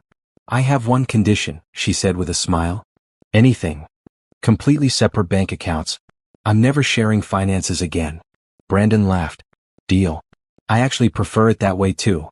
They spent the evening planning their engagement party, deciding on a guest list of people who had supported them both throughout their relationship. People with integrity, people who celebrated honesty and success, people who had earned their place in their lives. 3 weeks later, the engagement party was held at Brandon's downtown loft. Heidi wore a stunning red dress and the confidence of a woman who had rebuilt her entire life on her own terms. The party was everything her old life hadn't been: genuine, honest, celebratory without hidden agendas. Her mother and Nina were there, beaming with pride at how far she'd come. Her business colleagues mixed with Brandon's friends, creating new connections and opportunities. Patricia Wells, her attorney, raised a toast. To Heidi and Brandon, proof that the best relationships are built on truth, respect, and mutual admiration. As the evening wound down, Heidi found herself on the balcony with Michelle, her business partner. "Do you ever wonder what would have happened if you hadn't come home early that day?" Michelle asked. "Sometimes. But I think I would have found out eventually. Jake wasn't smart enough to maintain that level of deception indefinitely. Any regrets about how you handled it? Heidi considered the question. I regret trusting people who hadn't earned it. I regret not seeing the signs earlier. But I don't regret fighting back. I don't regret demanding consequences. And I definitely don't regret refusing to make their problems my responsibility. What about Jake and Carmen? Do you ever wonder how they're doing? Not really. Heidi's voice was matter of fact. Helen still sends me updates occasionally. Jake's working at a car dealership and living in a one-bedroom apartment. He sees his daughter every other weekend. Carmen is working as a dental receptionist and living with her mother. They tried to get back together a few months ago, but it didn't work out. Do you feel sorry for them? I feel sorry for Isabella. She deserves better parents than two people who destroyed multiple lives for momentary pleasure. But Jake and Carmen? They're living the natural consequences of their choices. I can't feel sorry for that. As the party ended and guests began leaving, Heidi reflected on how much had changed in just 2 years. She'd gone from being a woman who discovered her husband's affair to being a successful entrepreneur engaged to a man who valued her exactly as she was. Her business had grown from a small consulting practice to a thriving company with 12 employees. She'd written a book about strategic thinking in personal crisis that had become a bestseller. She'd been featured on the covers of 3 business magazines and had speaking engagements booked through the next year. Most importantly, she'd learned to trust her instincts, to value herself properly, and to build relationships based on mutual respect rather than convenience or history. Brandon found her on the balcony as the last guests were leaving. Happy? He asked, wrapping his arms around her. Incredibly happy, she said honestly. I feel like I'm finally living the life I was meant to have. Not the life you planned? Better than the life I planned. The life I planned was built around making other people comfortable. This life is built around making myself proud. As they cleaned up from the party, Heidi thought about the message she'd received that afternoon. Jake had somehow gotten her new phone number and sent a text.